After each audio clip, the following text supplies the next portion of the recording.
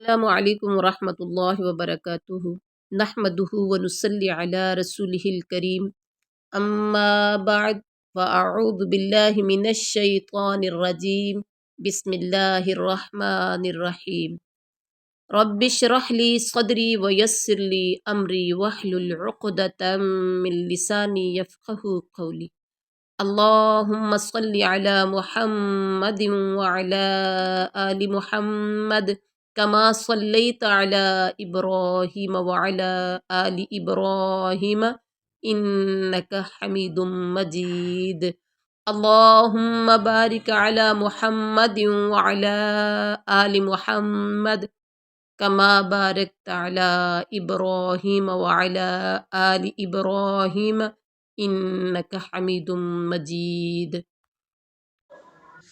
تو الحمدللہ ہمارا دورہ قرآن کا چھٹا سپارہ لا یحب اللہ الجہر سٹارٹ ہو رہا ہے۔ اللہ تبارک و تعالی سے دعا ہے کہ اللہ ہم سب کو صحیح معنوں میں دورہ قرآن کرنے کی توفیق عطا فرمائے۔ آپ صلی اللہ علیہ وسلم حضرت جبریل کے ساتھ ہر سال دور کیا کرتے تھے، اور جس سال آپ صلی اللہ علیہ وسلم نے وفات پائی اس بار آپ صلی اللہ علیہ وسلم نے 2 بار قرآن کا دور کیا تھا۔ تو آج ایک حدیث سن لیتے ہیں۔ ہمارا جو آغاز ہوتا ہے وہ ایک رمضان المبارک کے مہینے کے حوالے سے، کیونکہ ہمارا دورہ قرآن رمضان میں ہے، رمضان اور قرآن کا گہرا تعلق ہے۔ تو ایک حدیث کے ساتھ ہم ہر روز کی طرح سٹارٹ کرتے ہیں۔ حضرت سہل بن سعد رضی اللہ عنہ فرماتے ہیں کہ رسول اللہ صلی اللہ علیہ وسلم نے فرمایا فی الجنت 3 ابواب منہا باب یسمی الریان لا يدخلہ الا الصائمون۔ بخاری مسلم کی یہ حدیث ہے۔ رسول اللہ صلی اللہ علیہ وسلم نے فرمایا بہشت میں، جنت میں 8 دروازے ہیں، ان میں ایک دروازے کا نام ریان ہے۔ اس ریان دروازے میں صرف روزہ دار ہی داخل ہوں گے۔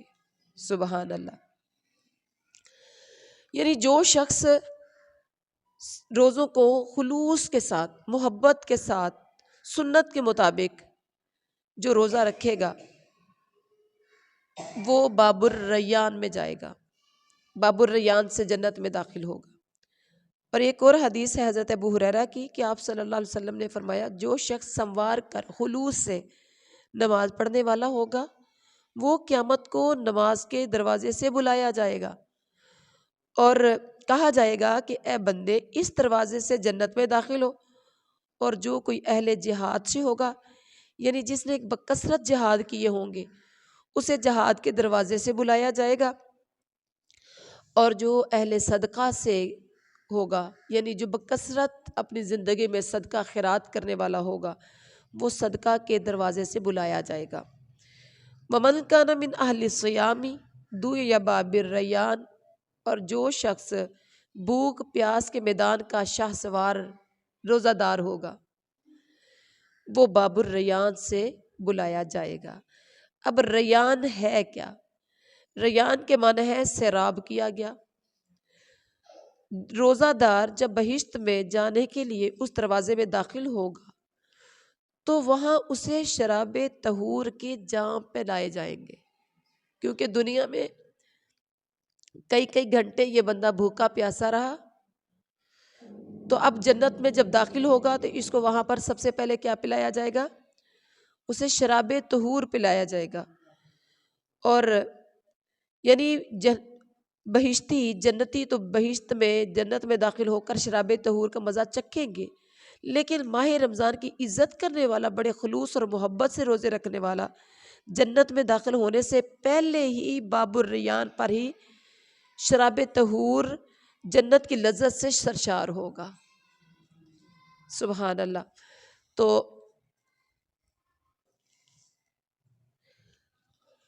اب ہم آغاز کرتے ہیں چھٹے سپارے پہلے رکوع کا۔ بسم اللہ الرحمن الرحیم، شروع اللہ کے نام سے جو بڑا مہربان نہایت رحم والا ہے۔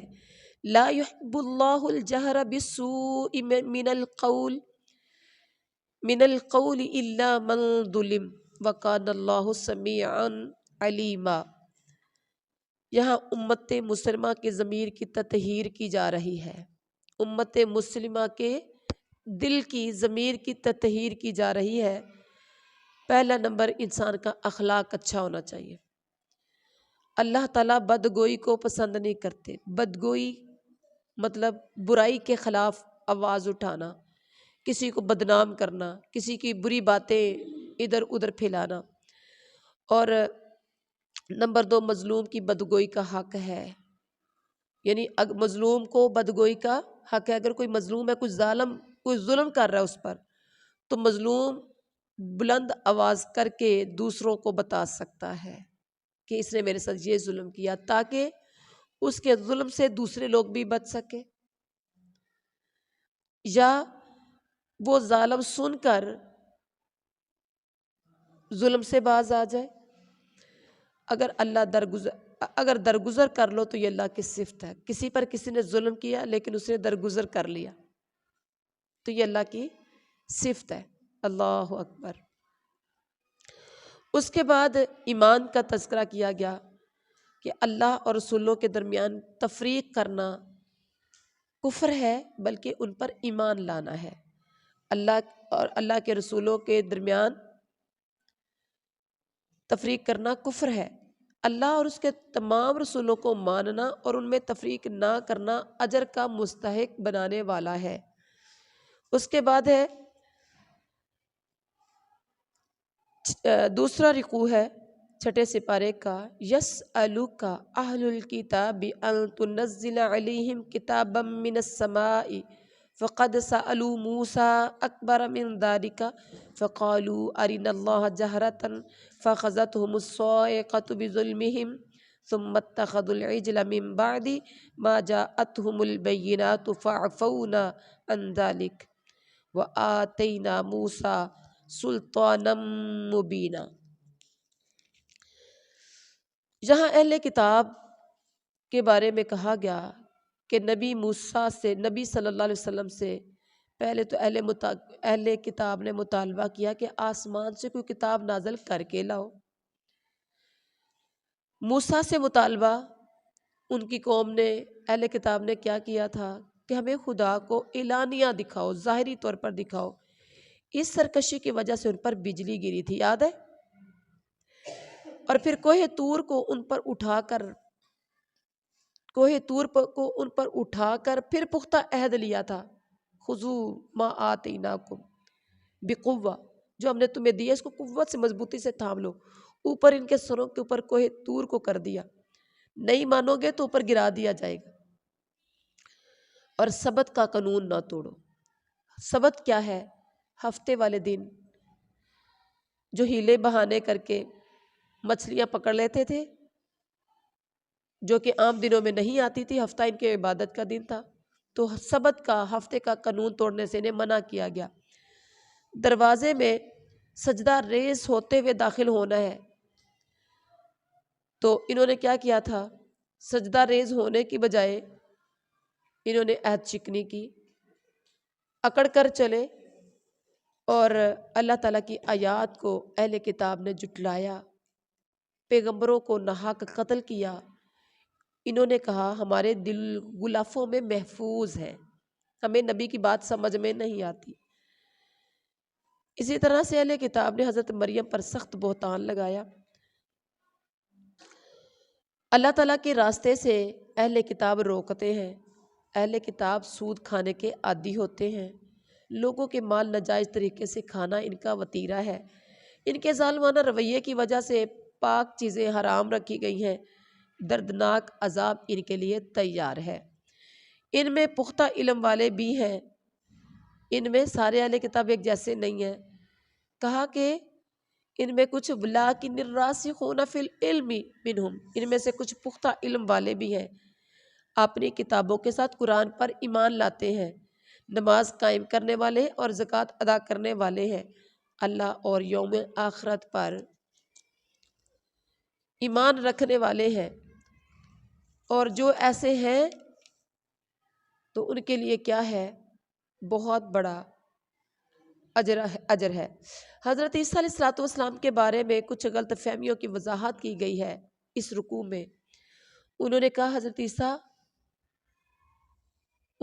کہ حضرت عیسیٰ علیہ السلام رسول اللہ کو قتل کر دیا، حالانکہ عیسائی یہی کہتے ہیں نا کہ عیسیٰ کو انہوں نے قتل کر دیا ہے، حالانکہ نہ وہ قتل ہوئے ہیں اور نہ ان کو سولی دیا گیا ہے، ان کا معاملہ مشتبہ بنا دیا گیا، اللہ تعالیٰ نے انہیں اپنی طرف اٹھا لیا۔ اب رکوع نمبر 3 میں فرمایا اِنَّا أَوْحَيْنَا إِلَيْكَ كَمَا أَوْحَيْنَا إِلَى نُوحٍ وَالنَّبِيِّينَ مِن بَعْدِهِ وَأَوْحَيْنَا إِلَى إِبْرَاهِيمَ وَإِسْمَاعِيلَ۔ تیسرے رکوع میں رسالت کا نصب العین ایک ہے، موضوع یہ ہے۔ تیسرے رکوع کا موضوع کیا ہے کہ رسالت کا نصب العین ایک ہے۔ وہ کیا ہے؟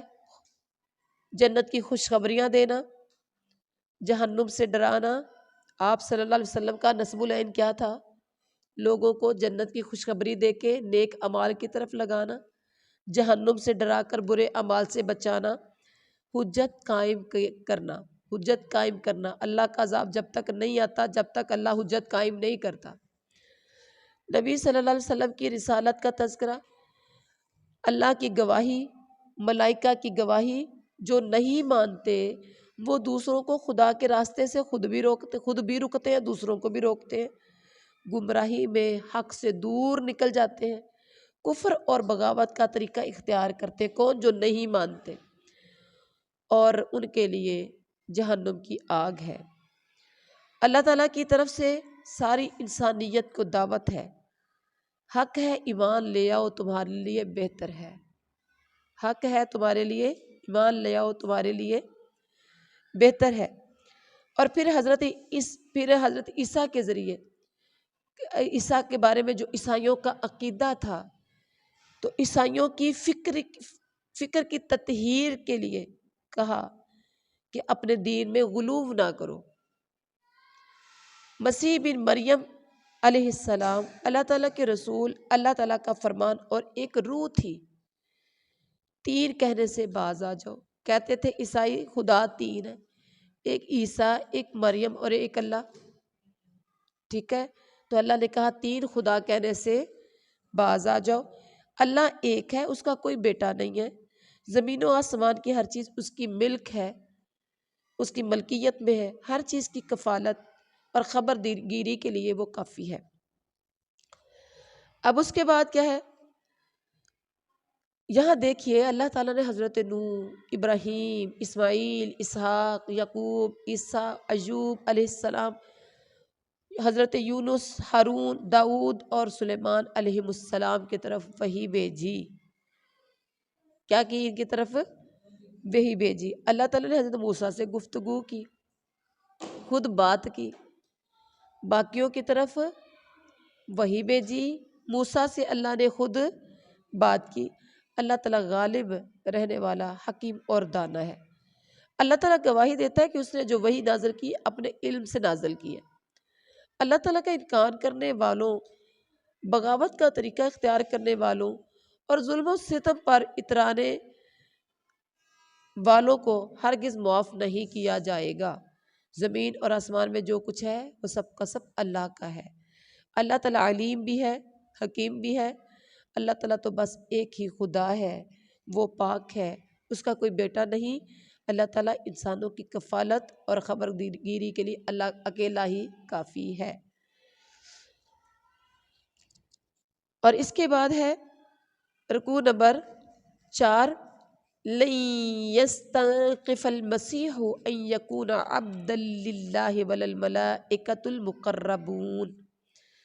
یہاں اس رکوع میں عیسائیوں کے غلط عقائد کی درستگی کی گئی ہے۔ کیا کی گئی ہے؟ غلط عقائد کی۔ کن کے غلط عقائد کی؟ عیسائیوں کے۔ حضرت عیسیٰ علیہ السلام خود بندگی کو کبھی عار نہیں سمجھا کرتے تھے، بلکہ وہ تو خود اللہ کی بندگی کرتے تھے مقرب فرشتے بھی اللہ کی بندگی میں آر نہیں سمجھتے تھے، اور اللہ تعالیٰ دلیل روشن اور نور مبین اللہ نے بھیجی ہے کتاب قرآن مجید۔ اللہ تعالیٰ کی کتاب صاف صاف راستہ دکھانے والی ہے۔ اللہ تعالیٰ کی بندگی کو آر سمجھنے والوں اور تکبر کرنے والوں کو اللہ تعالیٰ گھیر کر اپنے سامنے حاضر کریں گے۔ اللہ کے سامنے انہوں نے جانا ہے۔ ایمان والے اللہ تعالیٰ سے پورے اجر پائیں گے۔ جو ایمان والے ہیں پورا ان کو اجر دیا جائے گا۔ جو اللہ تعالیٰ کی بندگی کو آر سمجھتے ہیں، تکبر کرتے ہیں، دردناک سزا پائیں گے۔ دوسرے مددگاروں اور سرپرستوں کو وہاں نہیں پائیں گے، ان کا وہاں کوئی مددگار نہیں ہوگا۔ جو لوگ اللہ تعالیٰ کی پناہ ڈھونڈیں گے، اللہ تعالیٰ ان کو اپنے فضل اور رحمت میں لے لے گا، اپنی طرف آنے کا راستہ اللہ انہیں دکھائے گا۔ اس کے بعد کیا ہے؟ یستفتونک قل اللہ یفتیکم فی الکلالہ۔ کلالہ کا تذکرہ کیا گیا۔ کلالہ کون ہے؟ کلالہ کی وراثت کا تذکرہ۔ اگر ایک بہن ہو تو ایک بہن کو نصف ترکہ ملتا ہے۔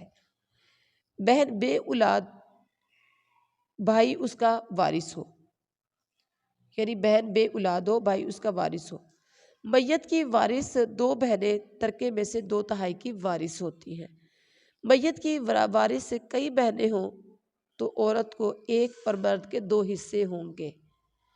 اب یہاں وراثت کا تذکرہ پیچھے بھی ہم نے پڑھا تھا، زیادہ تر تو اوپر سے ہی گزرتا ہے، یہ مسئلہ بڑا سمجھنے والا ہے۔ اب اللہ تعالیٰ کی بندگی کو اپنے لیے ہمیں آر نہیں سمجھنا۔ ہم نے اس رکوع میں کیا سیکھا؟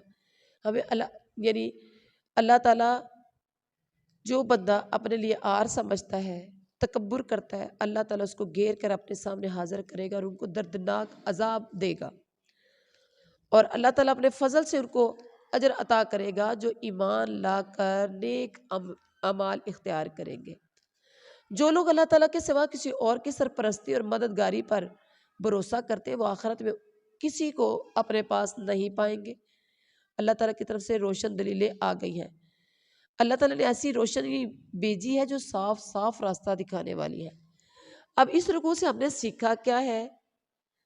ہم نے اپنے تکبر کا علاج کرنا ہے۔ کیا کرنا ہے؟ تکبر کا علاج کرنا ہے ہم نے۔ تکبر اللہ کی بڑائی کی چادر ہے، حدیث میں آتا ہے۔ جس نے تکبر کرنے کی کوشش کی، سمجھ لو اس نے اللہ کی بڑائی کی چادر کو کھینچنے کی کوشش کی۔ تو ہم نے اپنے اندر عاجزی، انکساری پیدا کرتے ہوئے اللہ تعالیٰ کی بندگی کی طرف آنا ہے۔ ان کو اٹھائیے۔ اس کے بعد ہے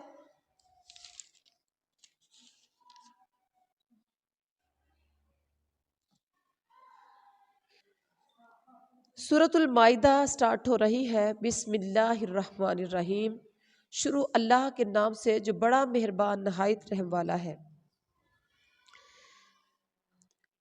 یا ایہا الذین آمنوا اوفوا بالعقود احلت لکم بہیمۃ الانعام الا ما یتلی علیکم غیر محل الصید وانتم حرم ان اللہ یحکم ما یرید۔ یہاں کچھ پابندیاں اس رکوع میں لگائی گئی ہیں، اللہ نے کہا ان کو پورا کرو۔ وہ بندشیں کیا ہیں؟ پابندیاں کیا ہیں؟ احرام کی حالت میں شکار نہیں کرنا۔ جب آپ حج عمرہ کرنے کے لیے جاتے احرام باندھ کر، تو احرام کی حالت میں شکار نہیں کر سکتے۔ اللہ تعالیٰ کی نشانیوں کو بے حرمت نہیں کرنا۔ حرام مہینوں میں یعنی حرمت والے مہینوں میں سے کسی کو حلال نہیں کرنا۔ حرمت والے مہینے 4 ہیں: ذوالقعدہ، ذوالحجہ، محرم اور رجب۔ رمضان نہیں ہے۔ اچھا، ان جانوروں کو نہ چھیڑو۔ قربانی کے جانوروں پر دست درازی نہ کرو۔ جو قربانی کے لیے جانور لے کے جا رہے ہوں تو ان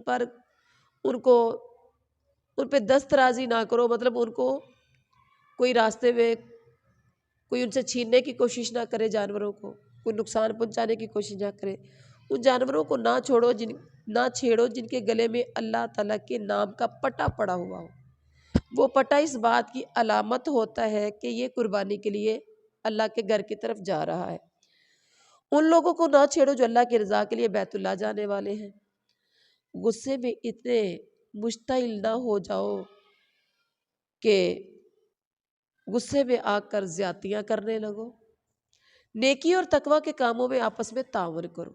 گناہ اور زیادتی کے کاموں میں تعاون نہ کرو۔ تم پر حرام کر دیا گیا ہے کیا؟ مردار اور سور کا گوشت، وہ جو اللہ کے نام کے سوا کسی اور کے نام پر ذبح کیا گیا ہو۔ خون، جو گلا گھٹ کر مرے، بلندی سے گر کر مرے، ٹکر کھا کر مرے، جسے کسی درندے نے پھاڑ کھایا ہو، جو کسی آستانے پر ذبح کیا گیا ہو، 500 کے ذریعے قسمت کا حال معلوم کرنا، یہ ساری چیزیں حرام ہیں۔ اس کے بعد حلال کیا ہے؟ ساری پاک چیزیں حلال ہیں۔ حالت اضطرار میں، مجبوری کی حالت میں حرام کھا سکتے ہیں۔ شکاری جانور جسے تمہارے لیے پکڑ رکھے جب اللہ کا نام اس پر لیا گیا ہو، شکار چھوڑتے وقت اگر اللہ کا نام لیا گیا ہو اور وہ شکار خود نہ کھائے بلکہ پکڑ کے رکھے تو وہ تمہارے لیے حلال ہے۔ اہل کتاب کا کھانا بھی بتائیں کیا ہے؟ حلال ہے کہ حرام ہے؟ اہل کتاب کا کھانا حلال ہے۔ محفوظ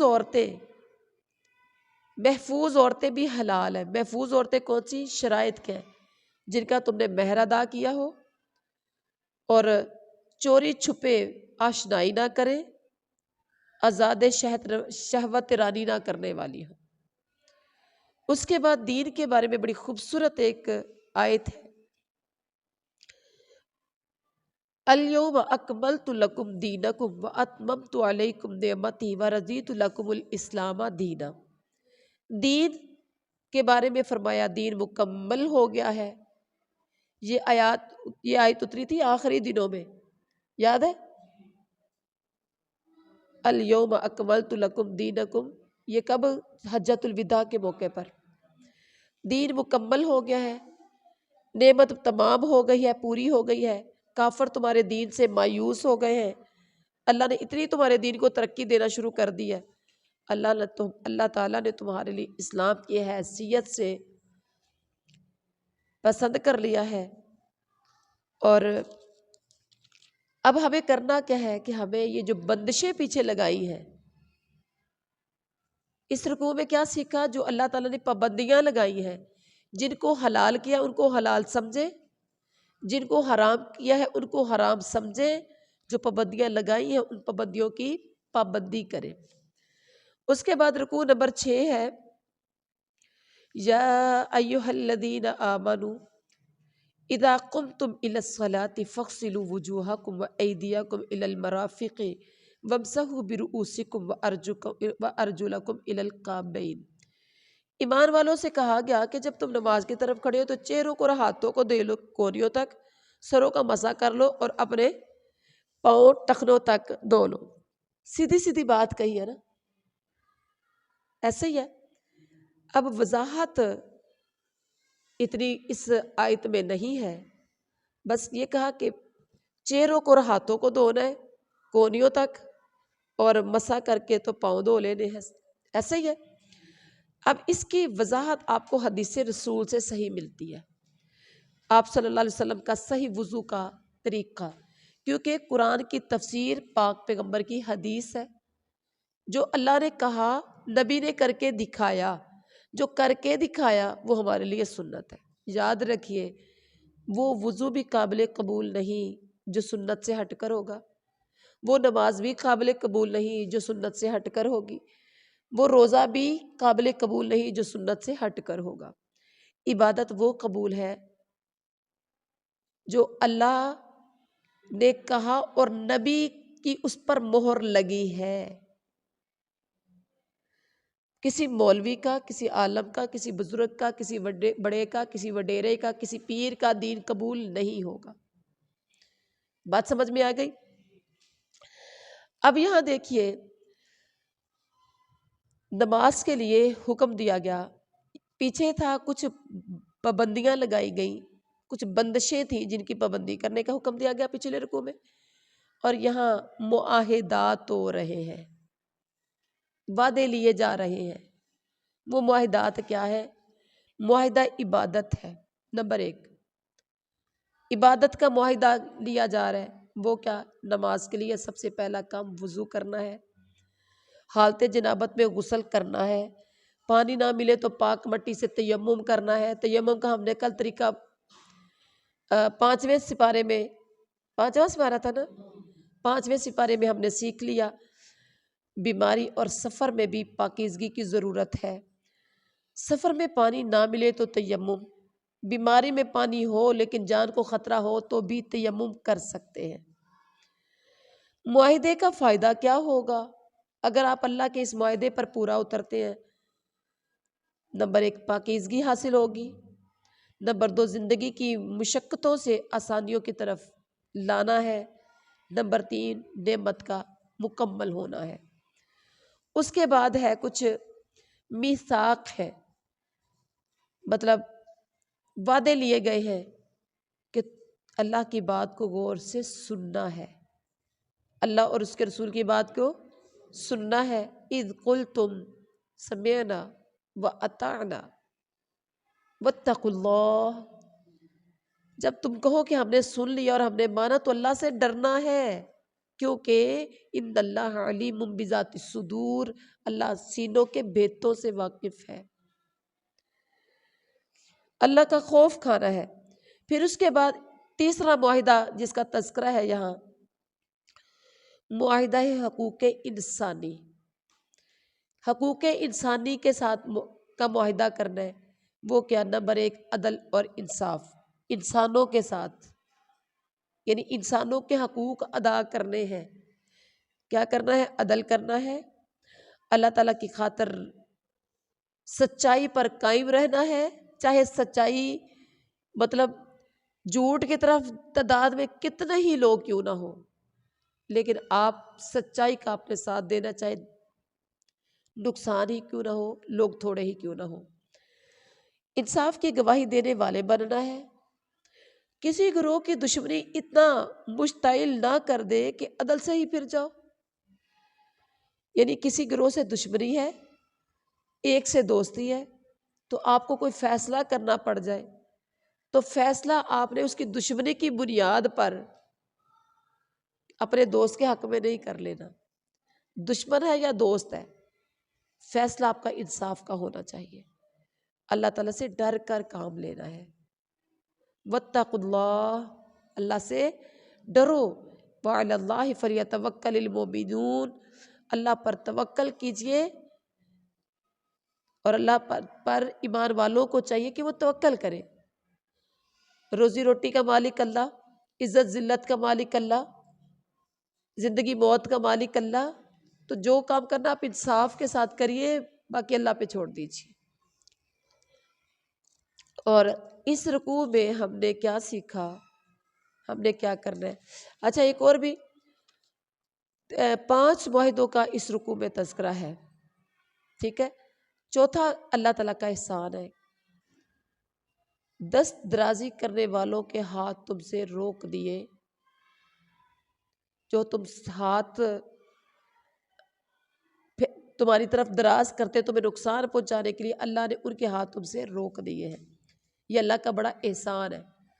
اور اللہ تعالیٰ کا وعدہ کیا ہے؟ ایمان اور عمل صالح کرنے والوں کی جزا خطاؤں سے درگزر ہوگا۔ عمل اور ایمان اور عمل صالح کرنے والوں کی جزا، ان کا بدلہ کیا ہوگا؟ اس رکوع میں بتایا گیا کہ ان کے گناہوں سے درگزر کیا جائے گا، ان کو اجر ملے گا، اور کفر اور تکذیب کے بدلے میں جہنم ملے گی۔ سارے معاملات میں اللہ پر بھروسہ رکھنا ہے۔ اور اس رکوع میں جو سیکھا وہ کیا تھا؟ اللہ پر ہم نے کیا کرنا ہے؟ توکل اور بھروسہ کرنا ہے۔ اس کے بعد رکوع نمبر 7 ہے وَلَقَدْ أَخَذَ اللَّهُ مِيثَاقَ بَنِي إِسْرَائِيلَ وَبَعَثْنَا مِنْهُمُ اثْنَيْ عَشَرَ نَقِيبًا۔ میثاق بنی اسرائیل، میثاق بنی اسرائیل، بنی اسرائیل سے معاہدہ، وعدہ۔ یہاں کیا ہے؟ نماز، ان سے کہا گیا کہ تم نماز قائم رکھو گے، زکوٰۃ تمہیں ادا کرنی پڑے گی، رسولوں کو ماننا پڑے گا، رسولوں کی مدد کرنی پڑے گی، اللہ تعالیٰ کو تمہیں قرض حسنہ دینا پڑے گا۔ ٹھیک ہو گیا؟ اور جزائے میثاق کیا ہوگا؟ میثاق کو پورا کرنے کا بدلہ کیا ہوگا؟ عہد پورا کرنے کی صورت میں تمہاری تمام برائیاں، غلطیاں، خطائیں، گناہ معاف کر دیے جائیں گے۔ میثاق وعدہ پورا کرنے کی وجہ سے تمہیں جنتوں میں داخل کرے گا اللہ تعالیٰ، ایسی جنتوں میں جن کے نیچے نہریں چلتی ہیں۔ تو وعدہ نہ پورا کرنے کی صورت میں کیا ہوگا؟ سیدھا راستہ گم کر دیا جائے گا۔ سیدھا راستہ گم کر دیا یعنی تعلیمات کا بڑا حصہ بلا دیا، اللہ تعالیٰ نے اپنی رحمت سے دور پھینک دیا، دل سخت کر دیے، قیامت تک کے لیے دشمنی کا بیج بو دیا۔ کن کے دلوں میں؟ یہ اہل کتاب کی بدشکنی کی وجہ سے، ان کے دینی بگاڑ کی وجہ سے کیا کیا ان کے ساتھ۔ تو وعدے کی پابندی کے لیے رسولوں کی آمد، وقتاً فوقتاً اللہ تعالیٰ نے انبیاء بھیجے، انہی کی باتیں کھول رہا ہے جن پر تم نے پردہ ڈال دیا ہے۔ رسول اللہ صلی اللہ علیہ وسلم سے پہلے وقتاً فوقتاً رسول بھیجے، آخر میں آپ صلی اللہ علیہ وسلم کی آمد ہوئی، تو یہ نبی کیا کرتا ہے؟ ان کی باتیں کھول رہا ہے جن پر تم نے، یہ انہی باتوں کو کھول رہا ہے جن پر تم نے پردہ ڈال دیا تھا، چھپا لیا تھا۔ تمہاری باتوں سے وہ نبی درگزر کر رہا ہے، کتاب مبین اور روشنی آ گئی ہے، اللہ تعالیٰ کی رضا کے طالبوں کو سلامتی کے طریقے دکھا رہا ہے، اندھیروں سے نکال کر وہ روشنی میں لا رہا ہے، سیدھے راستے کی طرف تو عیسائیوں کے غلط عقیدے کی تردید ہے۔ نمبر 1، اللہ تعالیٰ کو کوئی اس کے ارادے سے روک نہیں سکتا۔ اللہ تعالیٰ آسمان و زمین اور درمیان کی ہر چیز کا مالک ہے، جو چاہتا ہے وہ پیدا کرتا ہے، اس کی قدرت ہر چیز پر حاوی ہے۔ اور یہود و نصارہ کی غلط فہمیوں کی وضاحت کی گئی کہ غلط فہمی اللہ کیا تھی ان کے اندر، کہ اللہ کے بیٹے، اور وہ اللہ کے بیٹے ہیں اور اللہ کے چہیتے بیٹے ہیں۔ کون کہتے تھے؟ یہود و نصارہ۔ تو پھر جواب دیا گیا کہ اچھا یہ بتاؤ، اللہ کے بیٹے ہو اور چہیتے ہو تو پھر وہ سزا کیوں دیتا ہے نا؟ تم بھی انسان ہو جیسے اور انسان پیدا کیے، اللہ تعالیٰ جسے چاہتا ہے معاف کرتا ہے، جسے چاہتا ہے سزا دیتا ہے۔ زمین اور آسمان کی ہر چیز اس کی ملکیت ہے، اسی کی طرف سب نے لوٹ کر جانا ہے، سب نے اللہ ہی کی طرف جانا ہے۔ اس کے بعد رکوع نمبر 8 سٹارٹ ہو رہا ہے وَإِذْ قَالَ مُوسَىٰ لِقَوْمِهِ يَا قَوْمِ اذْكُرُوا نِعْمَتَ اللَّهِ عَلَيْكُمْ إِذْ جَعَلَ فِيكُمْ أَنْبِيَاءَ وَجَعَلَكُمْ مُلُوكًا۔ یہاں ارض مقدس اور بنی اسرائیل اس رکوع کا موضوع ہے۔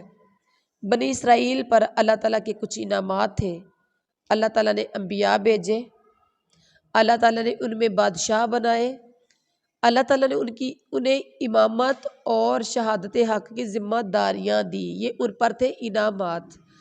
پھر ارض مقدس کا تذکرہ کیا، بنی اسرائیل کو حکم دیا گیا کہ وہ ارض مقدس میں داخل ہو جائیں۔ اللہ تعالیٰ نے یہ سرزمین بنی اسرائیل کے لیے لکھ دی تھی، حکم دیا پیچھے نہ ہٹنا، اور پیچھے نہ ہٹنا ورنہ نامراد پلٹو گے، بس داخل ہو جاؤ۔ آگے سے بنی اسرائیل کا رویہ، وہاں جبار اور زبردست لوگ رہتے ہیں، ہم تو وہاں نہیں جائیں گے، ہم وہاں ہرگز نہیں جائیں گے جب تک وہ وہاں سے نکلیں گے نہیں، اگر نکل گئے تو ہم داخل ہونے کے لیے تیار ہیں۔ اور ہوا یہ، جو تھے بنی اسرائیل، ان میں جو اللہ والے تھے ان کا رویہ کیا تھا؟ انہوں نے ہمت بندائی کہ بھئی ہمت کرو، کوشش کرو، داخل ہو جاؤ، اگر اندر پہنچ گئے تو تم ہی غالب آؤ گے، نبی کا وعدہ سچا ہے، اللہ پر بھروسہ رکھو۔ بنی اسرائیل کی طرف سے حضرت موسیٰ کو آخری جواب کیا دیا گیا؟ تم اور تمہارا رب، تو اور تیرا رب، تم دونوں جاؤ اور لڑو، ہم یہاں بیٹھے ہیں، کر لو جو کچھ کرنا جی۔ اے نبی موسیٰ، اذهب انت وربک فاذهب انت وربک فقاتلا انا ہاہنا قاعدون، ہم تو یہاں بیٹھے ہیں، ہم نہیں جا سکتے۔ موسیٰ تو اور تیرا رب جا کے لڑو، جب ویل ہو جائے، دشمن بھاگ جائیں، مر جائیں، میدان صاف ہو جائے تو ہمیں بلا لینا، ہم آ جائیں گے۔ یہ کس نے کہا؟ بنی اسرائیل نے، یہ تھا ان کا رویہ۔ تو حضرت موسیٰ کی درخواست، اے ہمارے رب، ہمیں نافرمان لوگوں سے الگ کر دے۔ کس انداز میں کی؟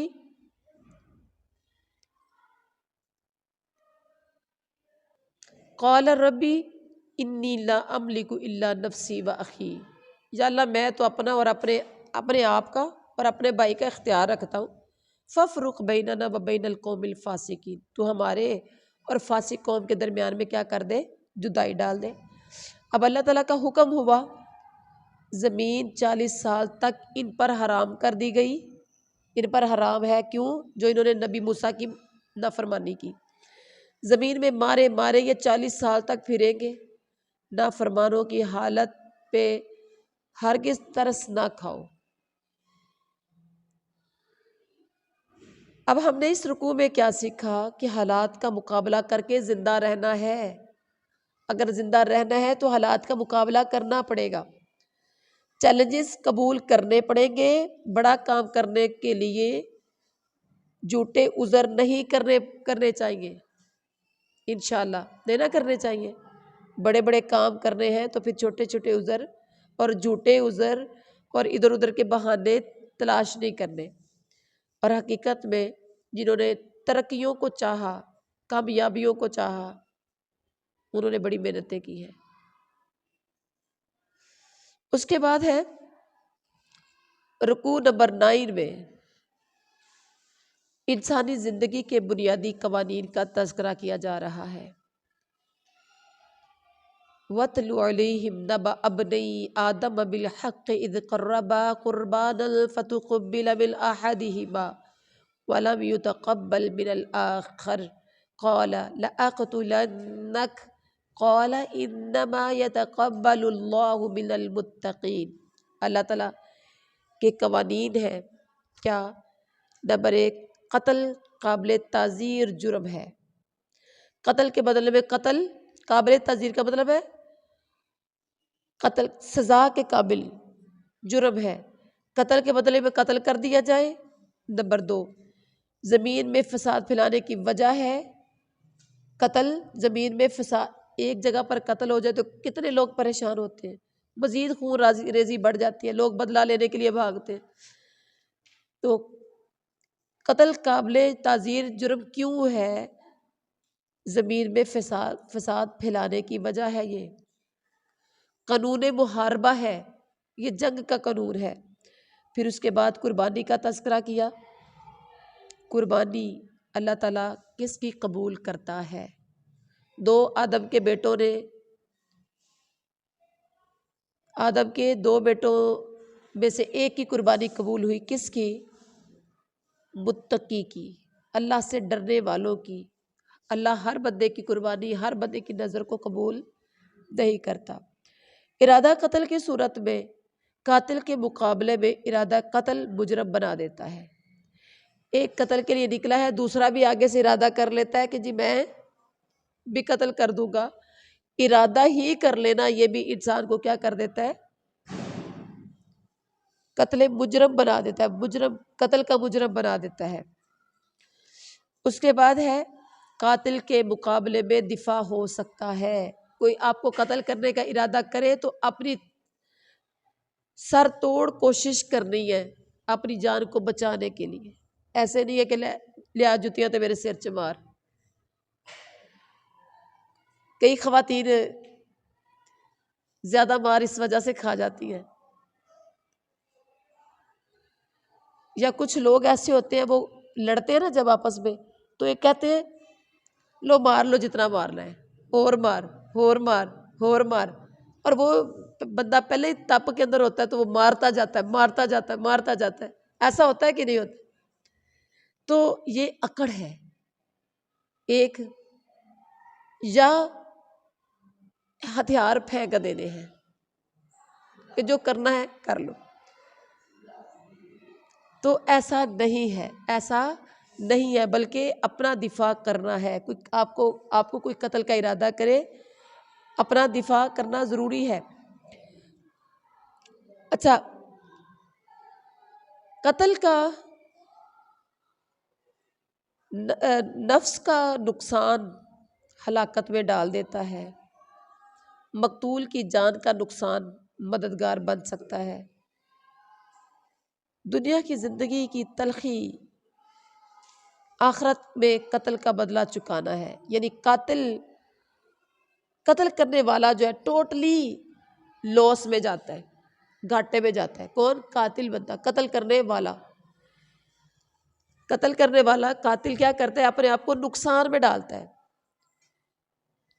مقتول کی جان کا نقصان کیا ہے؟ کہ دنیا کی زندگی کی تلخی، اور پھر یہ جو قاتل ہے آخرت میں قتل کا بدلہ اس کو چکانا پڑے گا۔ وہاں چکا سکتا ہے نیکیوں کی شکل میں۔ انسانی جان کا احترام کتنا ضروری ہے، اس رکوع کے اندر ہمیں بتایا گیا کہ ایک جان لینا، ایک جان کو قتل کرنا گویا سب کی پوری انسانیت کی جان لینا ہے۔ ایک جان کو بچانا گویا کہ سب پوری انسانیت کی جان کو بچانا ہے۔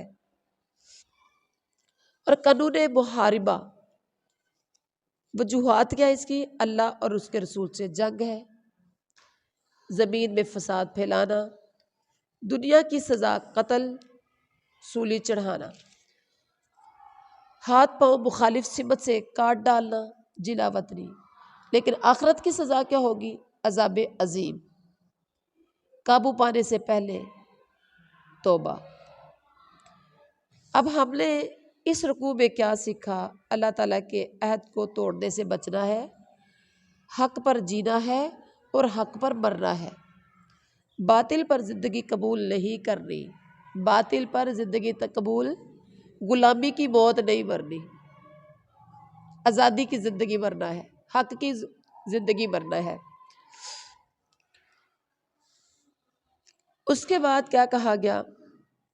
یا ایھا الذین، رکوع نمبر 10، یا ایھا الذین آمنوا اتقوا اللہ وابتغوا الیہ الوسیلہ وجاہدوا فی سبیلہ لعلکم تفلحون۔ بڑی خوبصورت آیت ہے یہ، اللہ کی ہر آیت ہی بڑی خوبصورت ہے، بڑی اچھی ہے۔ اصلاح کے یہاں وسائل موضوع ہے اس رکوع کا۔ ذاتی اصلاح کے وسائل کیا ہے؟ نمبر 1 تقوی، اللہ تعالیٰ کے قرب کی تلاش، اللہ تعالیٰ کی راہ میں جہاد۔ ٹھیک ہے، اے ایمان والو اللہ سے ڈرو اور اس کی طرف وسیلہ تلاش کرو۔ وسیلہ مطلب اللہ تعالیٰ کی قربت کا ذریعہ تلاش کرو، یہ کہا گیا ہے۔ یہاں وسیلہ سے مراد بہت سے لوگوں نے وسیلہ بنایا، کسی نے مولویوں کو وسیلہ بنایا، کسی نے پیروں فقیروں کو بنا لیا، کسی نے بزرگوں کو بنا لیا، کسی نے جن بھوتوں کو وسیلہ، کسی نے نبیوں کو وسیلہ، کسی نے فرشتوں کو وسیلہ۔ وسیلہ اصل میں ہے کیا؟ ایمان والو اللہ سے ڈر جاؤ اور اس کی طرف وسیلہ تلاش کرو۔ اللہ کے قرب حاصل کرنے کے لیے جو وسیلہ تلاش کرنا ہے جو حدیث میں ثابت ہے وہ کیا ہے؟ اپنے نیک اعمال کا وسیلہ۔ بنی اسرائیل میں ایک آدمی تھا، 3 آدمی تھے، آپ نے سنا ہوگا واقعہ۔ جب تیز آندھی نے موسم کی خرابی کی وجہ سے پناہ لینے کے لیے وہ غار میں گئے تو اوپر سے ایک چٹان گری اور غار کا منہ بند ہو گیا۔ تو وہاں پر ان 3 بندوں نے اپنے اپنے نیک اعمال کا وسیلہ پیش کیا تو اللہ تعالیٰ نے ان کے لیے نکلنے کا راستہ بنا دیا۔ آج آپ کو اور مجھے بھی کوئی دکھ ہو، کوئی تکلیف ہو، کوئی پریشانی ہو، کوئی ایسی تنگی بھی آ جائے، وہ کام جو خالصتاً آپ نے اللہ کی رضا کے لیے کیا ہو، کام تو ہم بہت سے نیک کرتے ہیں لیکن کوئی کام ایسا ہوتا ہے جو خالص آپ اللہ کی رضا کے لیے کرتے ہیں، جس میں کسی قسم کا دکھاوا نہیں ہوتا، کوئی لالچ نہیں ہوتا، کوئی طمع نہیں ہوتا، کوئی فائدہ نہیں ہوتا، خالصتاً آپ اللہ کی رضا کے لیے، اور وہ کام ہمیں یاد بھی رہتا ہے، یاد رہتا ہے نا۔ آپ ایسے عمل کا وسیلہ پیش کریں کہ یا اللہ فلاں کام میں نے فلاں ٹائم میں میں نے خالصتاً تیری رضا کے لیے کیا تھا، یا اللہ اگر وہ تجھے پسند ہے تو یہ میری مشکل آسان فرما دے۔ ٹھیک ہو گیا۔ اب اس کے بعد ہے ذاتی اصلاح کے راستے میں کی رکاوٹ کیا ہے؟ کفر سب سے بڑی رکاوٹ ہے۔ اور معاشرتی اصلاح کیا ہے؟ معاشرے کی اصلاح کیسے کی جا سکتی ہے؟ والسارق والسارقات فاقطعوا ایدیہما، معاشرے کی اصلاح کرنی ہے تو چور کے ہاتھ کاٹ دو، توبہ اور اصلاح کرو۔ پھر کیا ہے؟ یسارعون فی الاسلام، اسلام میں دوڑ لگا دو، انصاف کرو۔ معاشرے میں اگر اصلاح چاہتے ہو، کوئی چوری کر لے تو ہاتھ کاٹ دو، ایک بار ایک کے کٹ جائیں گے وہ نشانہ عبرت بن جائے گا، دوسرا کوئی دیکھ کے چوری کرنے کی جرات نہیں کرے گا، جو کہ یہ والا رواج، یہ والا قانون آج بھی مکے مدینے میں موجود ہے، پر ہمارے مسلمان یا باقی مسلم ممالک میں یہ نہیں ہے، تو چوری کی وارداتیں آئے دن بڑھتی جاتی ہیں۔ اس کے بعد ہے معاشرتی اصلاح کے راستے کی رکاوٹیں کیا ہیں؟ کفر میں تیزگامی، نفاق کا مطلب کیا ہے؟ جھوٹ کے لیے کان لگانا، جاسوسی کرنا، تحریف، جھوٹ سننا، حرام مال کھانا، اللہ تعالیٰ کے احکام سے منہ موڑنا، ایمان نہ رکھنا، یہ ساری کے ساری تقریباً 9 چیزیں ہیں جو معاشرتی اصلاح کے راستے میں رکاوٹیں ہیں۔ اب ہم نے اس رکوع پر عمل کیسے کرنا ہے؟ اللہ تعالیٰ کی قربت کے لیے ساری عمر ہم نے جہاد کرنا ہے۔ جہاد کیا ہے؟ یعنی جہاد جدوجہد اور کوشش کا نام ہے، یعنی آپ نے سٹرگل کرنی ہے، محنت کرنی ہے، کوشش کرنی ہے انشاءاللہ۔ اور اس کے بعد رکوع نمبر 12 میں ہے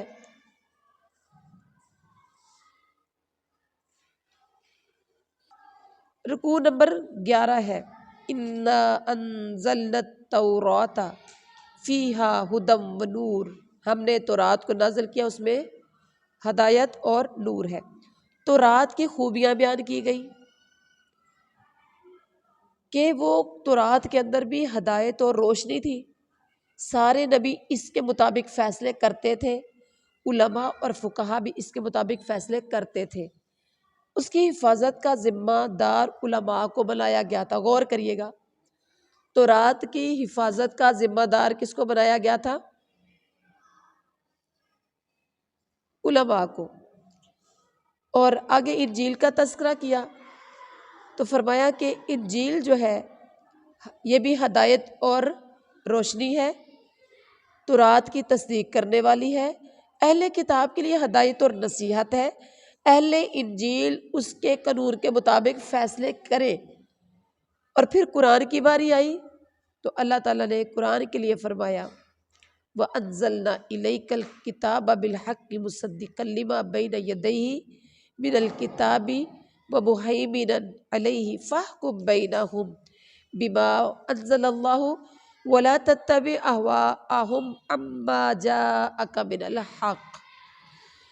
قرآن کی باری آئی تو فرمایا یہ پچھلی کتابوں کی تصدیق کرنے والا ہے، یہ کتاب محافظ اور نگہبان ہے، اللہ تعالیٰ کے نازل کردہ قانون کے مطابق فیصلہ کرو۔ اب جو فیصلے ہیں وہ قرآن کے مطابق کرو۔ اللہ تعالیٰ کی شریعت اور راہ عمل موجود ہے، لوگوں کی خواہشات کے مطابق انہیں بدل نہ ڈالو۔ اللہ تعالیٰ کا قانون ہے کہ جو اس کے مطابق فیصلے نہ کرے وہ کافر، ظالم اور فاسق ہے۔ اللہ کا قانون ہے، نافذ کرنے کے لیے یہ اترا ہے۔ قرآن اللہ کا قانون ہے، یہ نافذ کرنے کے لیے اترا ہے۔ اللہ تعالیٰ کا قانون چھوڑ کر جاہلیت کے مطابق فیصلے فاسق ہی چاہتے ہیں۔ مومن بندے کبھی بھی اللہ تعالیٰ کے فیصلوں کو چھوڑتے نہیں ہیں۔ اس کے بعد ہے اللہ تعالیٰ سے بڑھ کر فیصلہ کرنے والا کوئی نہیں ہے، سب سے بڑا اللہ فیصلہ کرنے والا ہے۔ اب ہم نے اس رکوع میں کیا پڑھا کہ کتاب اللہ کی حفاظت کی ذمہ داریاں، پہلے جو کتابیں تھیں ان کی حفاظت کی ذمہ داریاں ان کے علماء کے ذمہ تھے۔ قرآن کی حفاظت کی ذمہ داری اللہ نے خود لی ہے۔ اللہ تعالیٰ کی امانت کو بے لاگ ساری انسانیت تک پہنچانا ہے۔ بلغوا عنی ولو آیہ۔ اس کے بعد رکوع نمبر 12 کا تذکرہ ہے، یا ایھا الذین آمنوا لا تتخذوا الیہود والنصارى اولیاء۔ یہود و نصارہ کو دوست نہیں بنانا۔ کیا کہا گیا؟ یہود و نصارہ کو دوست نہیں بنانا۔ یہ دوستی ظلم کا ثبوت ہے۔ جس نے یہود و نصارہ سے دوستی کی سمجھو یہ ظلم کا ثبوت ہے۔ اللہ تعالیٰ ظالموں کو ہدایت نہیں دیتا۔ منافق اس دوستی کے لیے دوڑ دھوپ کرتے ہیں۔ یہ دوستی سب اعمال ضائع کرا دے گی۔ یہ دوستی سارے اعمال ضائع کرا دے گی، یہ دوستی دین سے پھیر دے گی تمہیں۔ اس لیے یہود و نصارہ کو دوست نہیں بنانا۔ اللہ تعالیٰ کی رفاقت کے حقداروں کی کچھ خصوصیات کا تذکرہ کیا گیا۔ اللہ تعالیٰ سے محبت کرنے والے، جن سے اللہ تعالیٰ محبت رکھتا ہے، وہ مومنوں پر نرم ہے، کافروں کے لیے سخت ہے۔ اللہ تعالیٰ کی راہ میں جہاد کرنے والے ہیں کون؟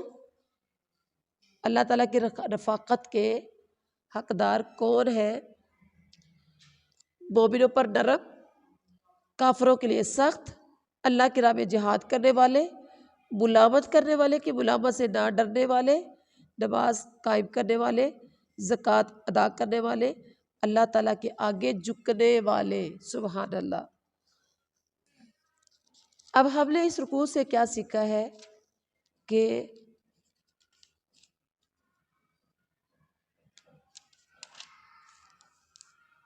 دین کا علمبردار ہم نے بننا ہے۔ دین کا علمبردار بننا ہے، وہ ساری صفات اپنے اندر پیدا کرنی ہے جو سچی دینداری کی علامت ہے انشاءاللہ۔ رکوع نمبر 13 میں فرمایا، یا ایھا الذین آمنوا لا تتخذوا الذین اتخذوا دینکم ہزوا ولعبا۔ دین کے دشمنوں کا یہاں تذکرہ کیا گیا ہے۔ دین کے دشمن دین کو تفریح کا سامان سمجھتے ہیں، ان سے دوستی مت کرنا۔ نماز کے لیے منادی ہو تو مذاق اڑاتے ہیں۔ دشمنی کی وجہ کیا ہے؟ مسلمان اللہ تعالیٰ اور دین کی تعلیم پر ایمان لاتے ہیں، مسلمانوں سے ان کی دشمنی یہ ہے۔ اور دشمنوں کی خصوصیات کیا ہے؟ نمبر 1، یہ دشمن فاسق ہے، جھوٹے ہیں، مکار ہے، ان پر اللہ کی لعنت ہے، ان پر اللہ تعالیٰ کا غضب ہے۔ ان میں سے بندر اور سور بنائے گئے، انہوں نے طاغوت کی بندگی کی اور انہوں نے وہ سیدھے راستے سے بھٹکے ہوئے ہیں۔ کون؟ دشمن، یعنی جو دین کے دشمن ہیں۔ گناہ اور زیادتی کے کاموں میں یہ دوڑے لگاتے ہیں، حرام مال کھاتے ہیں، ان کے علماء انہیں گناہ پر زبان کھولنے سے نہیں روکتے، حرام کھانے سے منع نہیں کرتے ان کے علماء۔ تو آج کے اگر علماء گناہ کے خلاف زبان نہ کھولیں، حرام کھانے سے منع نہ کریں، تو یہ گنہگار ہوں گے کہ نہیں ہوں گے؟ اور پھر ان دین کے دشمن اللہ کو بخیل سمجھتے ہیں۔ کچھ لوگ راہ راست ہیں، اکثر زیادہ ان میں سے بد عمل ہی ہے۔ قیامت کے دن اس کے بعد دشمنی کی سزا کیا ملے گی؟ یعنی جو دین کے دشمن ہیں ان کی عادات کا تذکرہ کیا، پھر اب ان کو ان کی دشمنی کی سزا کیا ملے گی؟ قیامت تک کے لیے آپس کی عداوت میں مبتلا ہوں گے، آپس میں یہ لڑتے رہیں گے، جھگڑتے رہیں گے۔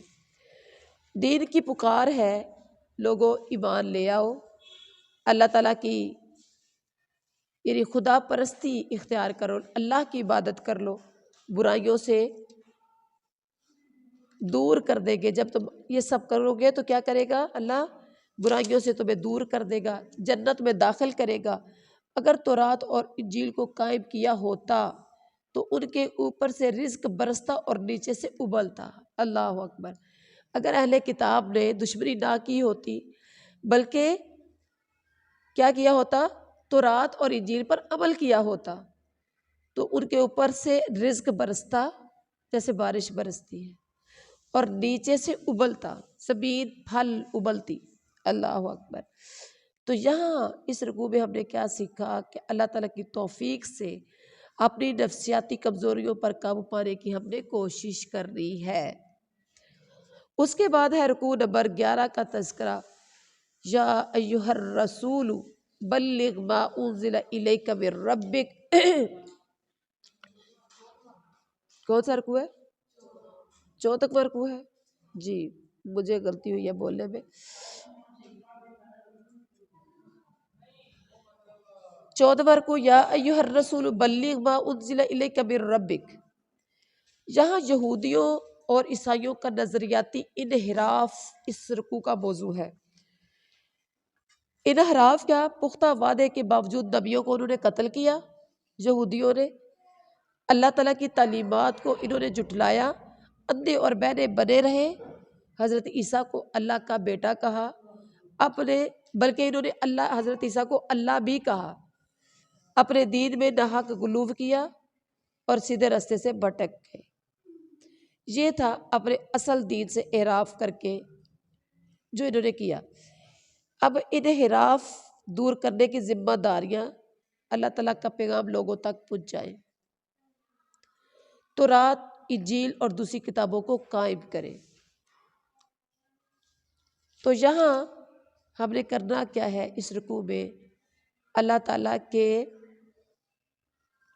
دین کو ساری انسانیت تک پہنچانے کا ہم نے حق ادا کرنا ہے۔ سن رہے؟ آپ کو تو ایک کہا جائے کہ لنک آگے شیئر کرنا ہے ثواب سمجھ کر، صدقہ جاریہ سمجھ کر، تو آپ وہ نہیں کر پا رہے۔ تو بلغوا انی ولو آیا، یا یہ جو اللہ کے دین کو ساری انسانیت تک پہنچانا ہے تو کیسے پہنچائیں گے؟ ہم تو ہمسائے کو یا اپنے گھر میں کسی کو دین کی بات کہتے ہوئے بھی شرماتے ہیں، ایسا ہوتا ہے؟ ہاں، آپ نے اپنا حق ادا کرنا ہے۔ اس کے بعد کیا ہے؟ رکوع نمبر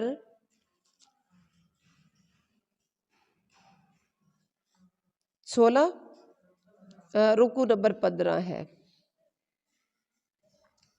لعن الذین کفروا من بنی اسرائیل علی لسان داود وعیسی ابن مریم۔ یہاں لعنت کا سبب بیان کیا گیا، برے کاموں کے ارتکاب سے روکنا چھوڑ دیا تھا، برے کاموں کے ارتکاب سے روکنا چھوڑ دیا تھا بنی اسرائیل پر انبیاء کی زبان سے، اس وجہ سے ان پر لعنت کی گئی۔ اللہ تعالیٰ اور اہل ایمان کے مقابلے میں کفار کی رفاقت، کفار سے دوستی انہوں نے اختیار کر لی تھی، اس لیے کیا ہوا؟ انبیاء کی زبان پر ان پر لعنت کی گئی۔ اللہ تعالیٰ ان پر غضبناک ہے، دائمی عذاب میں مبتلا ہونے والے ہیں۔ اہل ایمان کے ساتھ تعلق یہودی اور مشرک دشمنی میں سخت ہے، یہ کبھی بھی اہل ایمان سے محبت اور دوستی نہیں کریں گے۔ اگر کوئی یہودی یا مشرک ایمان والے سے محبت کرے تو سمجھنا یہاں کوئی وجہ ہے، وہ اندر والی دشمنی کسی طریقے سے محبت میں پھنسا کے تو پھر جال میں پھنسانا چاہتا ہے۔ دوستی میں قریب نصارہ ہے، اللہ تعالیٰ ان پر غضبناک ہوتا ہے جو ایک دوسرے کو برے کاموں سے روکنا چھوڑ دیتے ہیں۔ تو یہاں اس رکوع میں ہم نے سیکھا برے کام کے ارتکاب پر خاموش نہیں رہنا۔ اگر کوئی برا کام کرتا ہے تو آپ نے چپ نہیں کرنا، ٹھیک ہو گیا، بلکہ اپنا رول ادا کرنا ہے، پوری کوشش کرنی ہے۔ حدیث میں آتا ہے جب کوئی برائی دیکھو تو اسے زبان سے،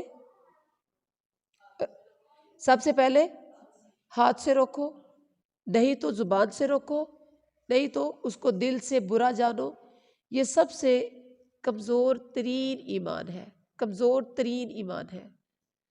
آپ نے اور میں نے، ہم نے ذمہ داری ادا کرنی ہے کہ لوگوں کو برائیوں سے منع کرنا ہے، نیکیوں کا حکم دینا ہے، جہاں تک برائی ہوتی ہوئی دیکھو اس کو روکنے کی کوشش کرنا ہے۔ تو یہ تھا آج کا ہمارا دورہ قرآن کا سپارہ نمبر 6۔ سبحان ربک رب العزت عما یصفون وسلام علی المرسلین والحمد للہ رب العالمین۔